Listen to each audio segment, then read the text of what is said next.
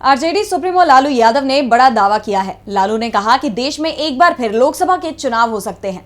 उन्होंने इसके लिए पार्टी कार्यकर्ताओं को तैयार रहने को भी कहा। इस दौरान लालू ने दिल्ली की मोदी सरकार को कमजोर बताते हुए उसकी विदाई की तारीख भी बता दी।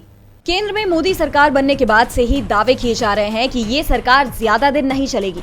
राहुल गांधी ने कहा था कि एनडीए गठबंधन में शामिल कई विधायक और पार्टियां उनके संपर्क में हैं। सरकार कभी भी गिर जाएगी। और अब आरजेडी प्रमुख लालू यादव ने सरकार गिरने की तारीख तक बता दी है। लालू यादव ने आरजेडी के स्थापना दिवस पर पार्टी कार्यकर्ताओं को संबोधित करते हुए कहा कि कार्यकर्ता लोकसभा चुनाव के लिए तैयार रहें।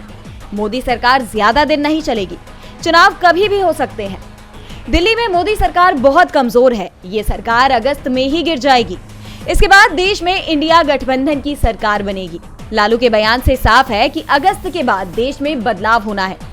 या तो चुनाव होंगे और चुनाव के बाद इंडिया गठबंधन की सरकार बनेगी, या फिर बिना चुनाव के ही एनडीए के सांसद पाला बदलकर इंडिया के साथ आ जाएंगे और इंडिया की सरकार बनेगी।